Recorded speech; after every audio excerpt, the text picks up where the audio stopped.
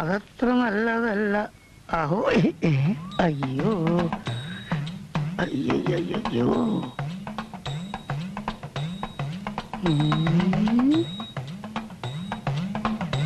ഓടിക്കളഞ്ഞാലോ? അലപ്പന്തിര അങ്ങനെ ഓടുന്നു. ഇതൊക്കെ പറഞ്ഞ് അഡ്ജസ്റ്റ് ചെയ്യാന്നേ. ഓ 100 ആയുസ്. ഞാനിപ്പോ കണ്ടതേ ഉള്ളൂ, അല്ല ഞാനിപ്പോ ഓർത്തതേ ഉള്ളൂ. ആളെ പിന്നെ കണ്ടില്ലല്ലോ. പിന്നെ അന്നത്തെ തകിടില്ലേ, അതൊരു പ്രേതലേഖനായിരുന്നു. ഓ, അതായത് 100-200 വർഷങ്ങൾക്ക് മുമ്പ് പുതുശ്ശേരി തറവാട്ടിലെ കാര്യസ്ഥനായിരുന്ന ഒരു കുഞ്ചിത പാദം അന്നത്തെ ഗൃഹനാഥന്റെ മകൾക്ക് വളരെ രഹസ്യമായിട്ട് എഴുതിയ ഒരു പ്രേമലേഖനായിരുന്നു.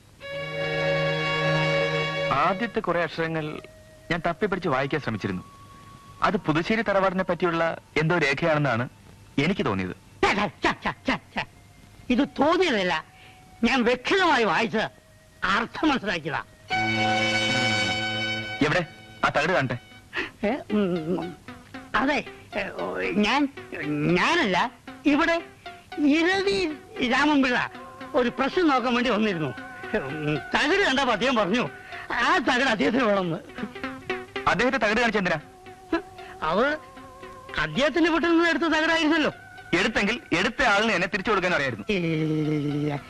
എന്നോട് ചോദിച്ചപ്പോ ഞാൻ അങ്ങ് എടുത്തു കൊടുത്തു പോയി. അപ്പഴേ കുറ്റി കുറ്റി കുറ്റി എനിക്ക് ഈ സ്വല്പ തിരക്കുണ്ട്, അപ്പൊ ഞാൻ പോയിട്ട് വരാം.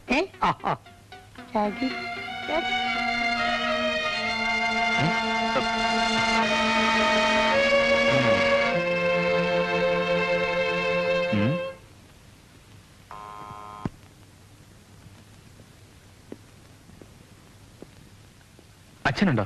ഉണ്ടല്ലോ, വരൂ, അകത്തിരിക്കാം. ഇരിക്കൂ. എന്തായി, ഗവേഷണമൊക്കെ കഴിഞ്ഞു? ഇടയ്ക്ക് വെച്ച് ഗവേഷണത്തിന്റെ സബ്ജക്ട് മാറിപ്പോയി.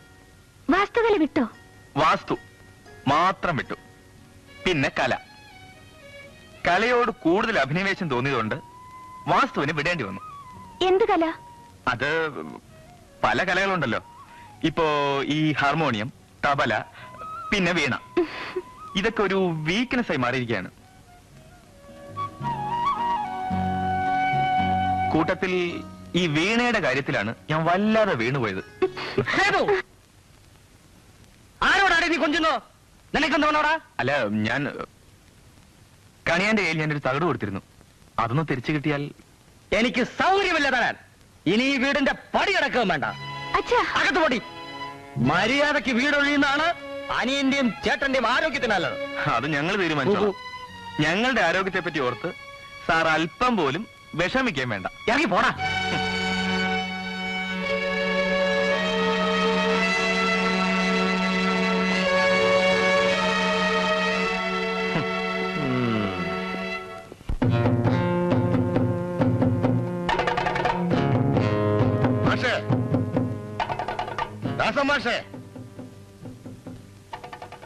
മാഷേ, ഇവിടെ ഇല്ലേ അവൻ?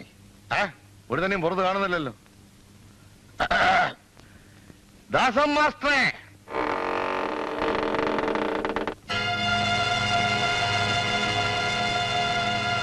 എന്താ വേണ്ടത്? ഞങ്ങളെ തന്നെ കാണാനല്ല, മാഷെ കാണാനാവണോ?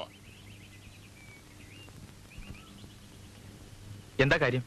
അത് ഞങ്ങൾ ആണുങ്ങൾ തമ്മിൽ സംസാരിച്ചോളാം. ഞാൻ പിന്നെ ആരാ, പെണ്ണാണോ എന്ന് ചോദിച്ചാലിപ്പോ ഇത്രയും പേരുടെ മുമ്പ് വെച്ച് സംശയം തീർക്കുന്നത് എങ്ങനെയാ? ഉടക്കാനുള്ള പ്ലാനാണോ? ഉടക്കാനുള്ള കൈത്തരിപ്പൊക്കെ ഉണ്ട്, പക്ഷെ തണ്ടിയല്ലല്ലോ. കാര്യം പറ തോമാച്ചേട്ടാ, ഏക്കുന്നില്ല മതിയല്ലോ അടുത്ത പടി. നിന്റെ ചേട്ടനെ വിളി. മാഷേ ഇവിടെ ഇല്ല. ഇല്ലെങ്കിൽ വേണ്ട. അപ്പേ പിള്ളാച്ചന് വീടൊഴിഞ്ഞു കൊടുക്കുന്ന കാര്യത്തിൽ താനാ ഇടങ്കോലെന്നാണ് കേട്ടല്ലോ, നേരാണോ? അത് ഞങ്ങൾ ബന്ധപ്പെട്ടവരോട് സംസാരിച്ചു കഴിഞ്ഞു. ബന്ധപ്പെട്ടവരാ ഞങ്ങളൊക്കെ. ഞങ്ങളുടെ നാടിന്റെ കണ്ണിലുണ്ണിയാ എരവി മുതലാളി. എരവി മുതലാളിയുടെ ഒരു പ്രശ്നം നാടിന്റെ ഒരു പ്രശ്നമാണ്.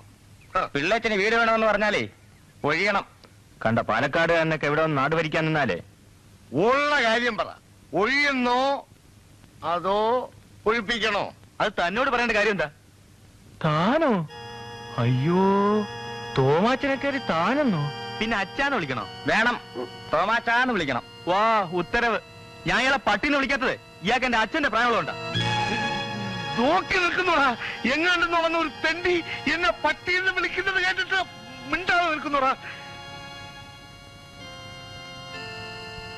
നീ എന്താ വിളിച്ചത്? പട്ടിന്നോ? വേണമെങ്കിൽ ഒരു വിശേഷണം കൂടി ആവാം. തെരുവ് പട്ടി. ഡാ,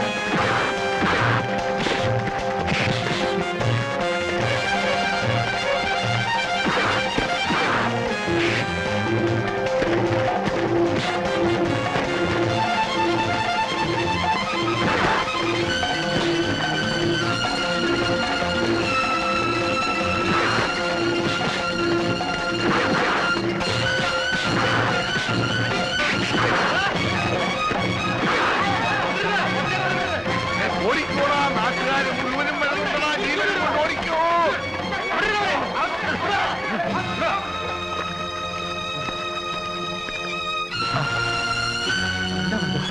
ആ പിള്ളേരുടെ റൗഡികളാ. വല്ലതും പറ്റിയോ? ഞാൻ കണക്കിന് കൊടുത്തിട്ടുണ്ട്. സൂക്ഷിക്കണം, ആ തോമ വിഷപ്പാമ്പാ. പോരെങ്കിൽ പിള്ളേരുടെ കമ്പനിയും. ഇനി എന്തോ സൂക്ഷിക്കാൻ? ഇനി ഇവിടെ ഇറങ്ങണാൽ തലയറുത്തിടണം. നീ വാ, എന്നാ പിന്നെ ഞങ്ങൾ പോട്ടെ. പോവാ.